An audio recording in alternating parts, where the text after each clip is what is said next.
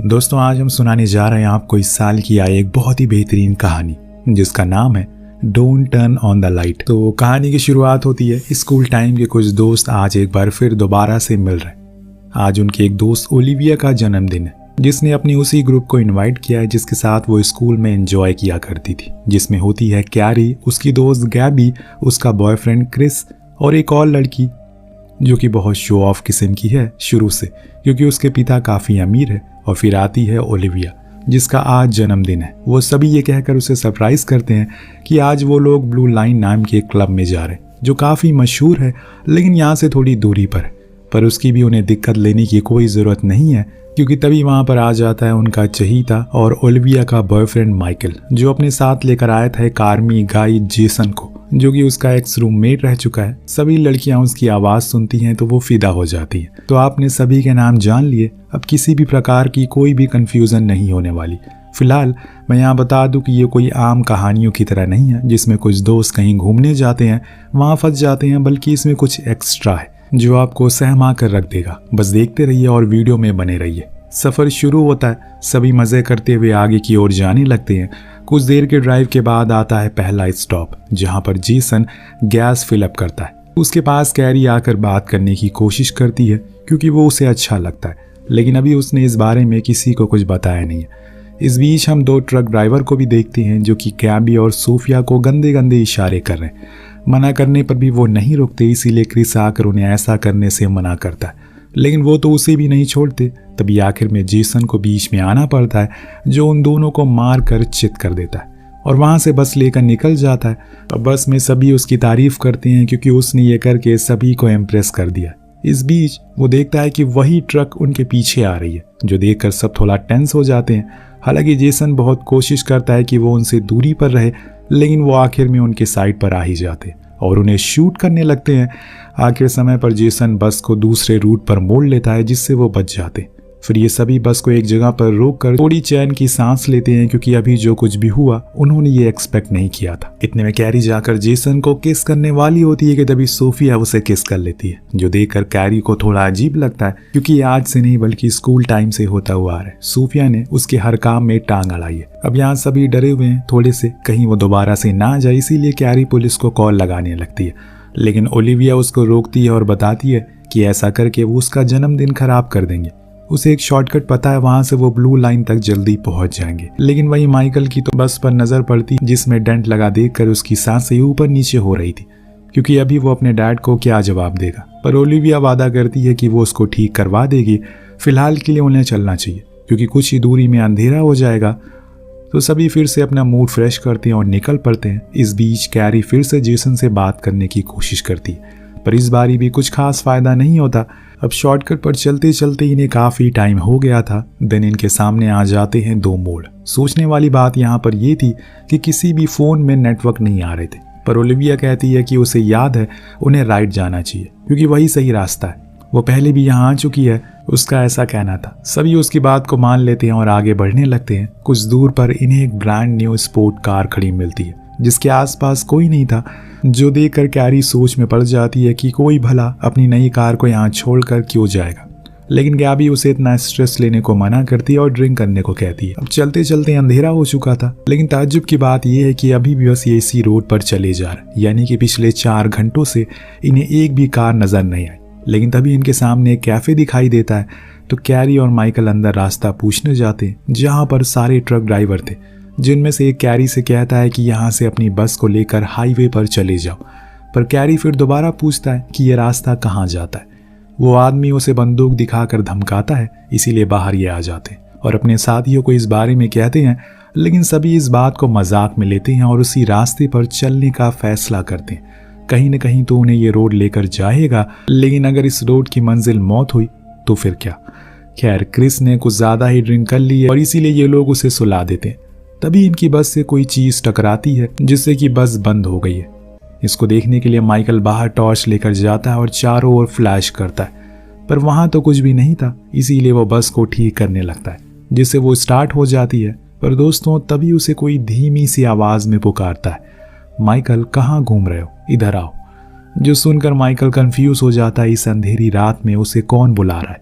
वो शोर जाता है और अंदर बस में बैठी ओलिविया ये सब देख रही थी। ये इतने में कोई चीज आकर माइकल को खींच कर ले जाती है, जिसके बाद बस सुनाई देती है तो उसकी चीखें, जो सुन ओलिविया को इतना गहरा सदमा लगता है कि वो वहीं बेहोश हो जाती है। ये देखकर बस में सभी डर चुके थे, पर अब जेसन बाहर जाता है चेक करने की आखिर हुआ क्या था।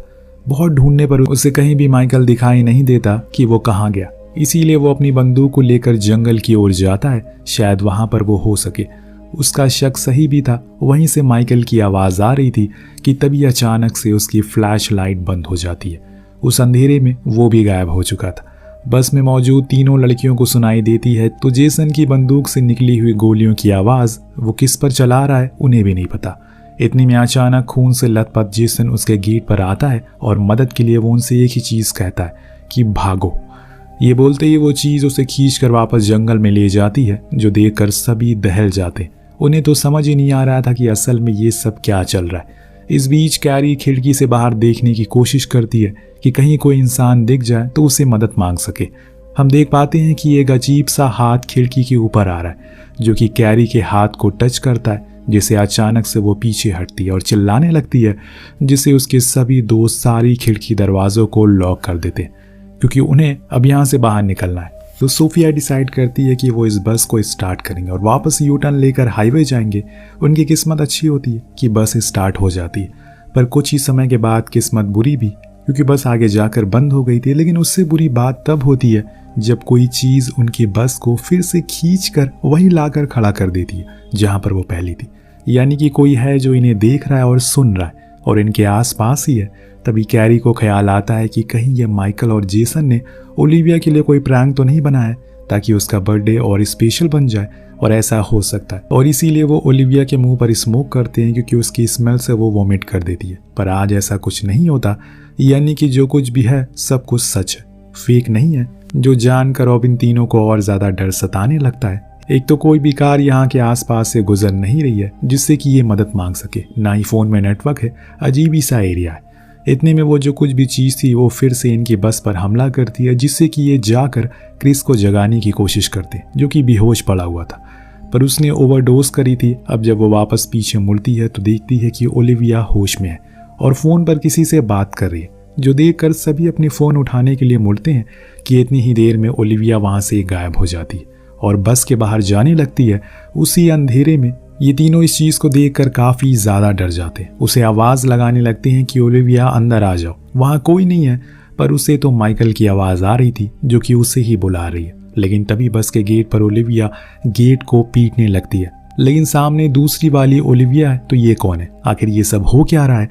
इसी उलझनों को सुलझाने में लगे रहते हैं ये। और इतने में इनकी एक और दोस्त औरों की तरह भी गायब हो जाती है, यानी कि अब बचे हैं सिर्फ 4।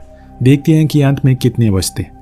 अब ये कुछ देर रिलैक्स होकर बैठ जाते हैं। इस टेंशन भरे माहौल में सोचकर कोई फायदा नहीं। इतने में एक बार फिर से वो अननोन चीज इनके ऊपर हमला करती है, और इस बार ये हमला बहुत ही ज्यादा खतरनाक था, जिसमें इनकी पूरी बस हिलने लगती है, जिसे डरकर सभी अपने अपने हाथों में हथियार ले लेते हैं, जो कुछ भी इन्हें मिलता है, और फिर बस की सभी खिड़कियों को बंद कर देते हैं ताकि वो जो चीज भी है अंदर ना दे सके। लेकिन अब गैबी कहती है कि मैं बाहर जा रही हूँ मदद के लिए, क्योंकि ऐसे हाथ पर हाथ रखे बैठने से कुछ नहीं होगा। लेकिन उसके दोस्त उसे ऐसा कहने से मना करते हैं, क्योंकि बाहर जाना खतरे से खाली नहीं है, पर किसी को तो जाना ही होगा। इसीलिए गैबी अपने हाथ में एक एक्स लेकर बाहर जाती है, पर वहां तो कुछ भी नहीं था, सब कुछ नॉर्मल था। इसीलिए वो चली जाती और ये दोनों ने उस पूरी बस को अंदर से सील कर दिया। लेकिन तभी लाइट बंद हो गई, इसीलिए इन्होंने कैंडल जलाया, गैबी का इंतजार करने लगी। इतने में सोफिया को वहां लगी टीवी पर खुद की लाइव फुटेज देखने को मिलती है, जिसमें कोई उसके पीछे खड़ा है, पर जैसे ही वो मुड़ती है वो जो कुछ भी था गायब हो जाता है। इस दौरान फिर से लाइट वापस आ जाती है और अब क्रिस भी जाग गया था, जिसको कैरी सब कुछ बताती है, लेकिन उसे सब मजाक लगता है। इसीलिए वो आराम से बुक पढ़ने जाने लगता है, पर तभी वो अननोन स्पिरिट फिर से इनकी बस पर हमला करती है, जिससे क्रिस का सारा नशा उतर जाता है। तो वो कहता है कि बाहर जाकर बस को ठीक करना होगा, तभी कुछ होगा। तो वो खुद बाहर जाता है, लेकिन तब उसकी नज़र पड़ती है बस के नीचे गिरे उन टूल्स पर, जो वहाँ कैसे आ गए किसी को नहीं पता। अब उसे बाहर निकालना है, इसीलिए वो अंदर हाथ डालता है, लेकिन तभी कोई चीज़ उसके हाथ में ही स्क्रू को घुसा देती है और उसकी चीख सुनकर फौरन कैरी बाहर आती है, उसका बैंडेज करती है। देन वो दोनों मिलकर बस को शुरू करते, लेकिन अब एक और दिक्कत थी, जो थी बस में पेट्रोल। वो ख़त्म हो चुका है। तो वो बस के पीछे रखे पेट्रोल टैंक को लेकर उसे फिलअप करने जाते हैं, लेकिन तब उन्हें पता चलता है कि असल में पेट्रोल होल तो मेल्ट हो गया है, जो कि असंभव था। इतनी ही देर में बस के अंदर सोफिया को कुछ दिखाई देता है जो उसे ही पुकार रहा था। उसकी आवाज़ को सुनकर वो इतना ज़्यादा दर्द में आ जाती है कि उसके कान और आँख से खून आने लगता है। वो भी बहुत ज़्यादा, पर वो डरी हुई थी क्योंकि वो उस अनदेखी चीज़ को मारना चाहती है। इसीलिए वो उसके अंदर चाकू घुसा देती है। लेकिन ये क्या, ये तो कैरी थी जिसके पेट में चाकू घुस चुका है। लेकिन वो उसे तुरंत ही बाहर निकाल लेती है जिससे कि उसे ज़्यादा तकलीफ ना हो। उधर क्रिस को दूर से आते हुए एक कार दिखाई देती है, यानी कि फाइनली एक कार यहाँ पर आई गई, जो देखकर वो बहुत खुश होता है और क्रिस उस कार की ओर तेजी से जाने लगती है क्योंकि उसे अब खुद की ओर अपने दोस्तों की जान बचानी है। लेकिन तभी अंदर बैठी दोनों लड़कियों को समझ आता है कि ये बस एक चाल है, क्योंकि ऐसे ही तो उस अननोन स्पिरिट ने उनके सभी दोस्तों को मारा है।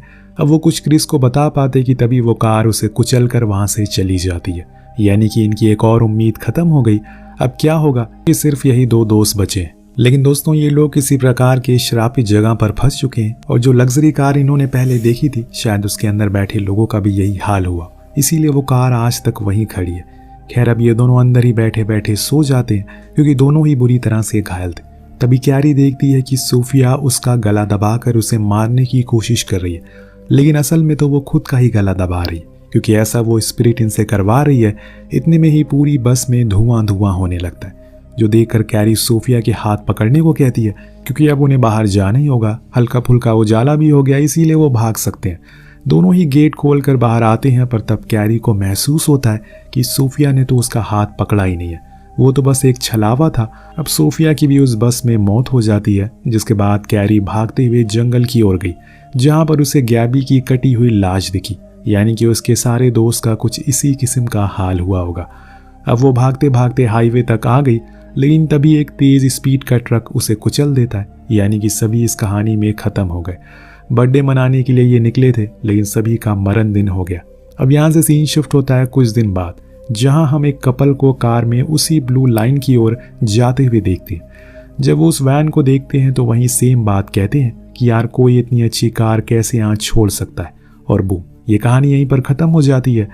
बेसिकली दोस्तों, जिस जगह पर ये लोग रुके थे, ये जगह रात में श्रापित हो जाती है। इस वजह से वो टाउन वाले इन्हें वहाँ से हाईवे पर जाने के लिए कह रहे थे। हो सकता है कि यहाँ कोई अननेचुरल स्पिरिट रहती हो। आपको क्या लगता है, इन सभी दोस्तों को किसने मारा? नीचे कमेंट करके ज़रूर बताइएगा। मिलते हैं अगली वीडियो में। Thank you so much watching. Peace out.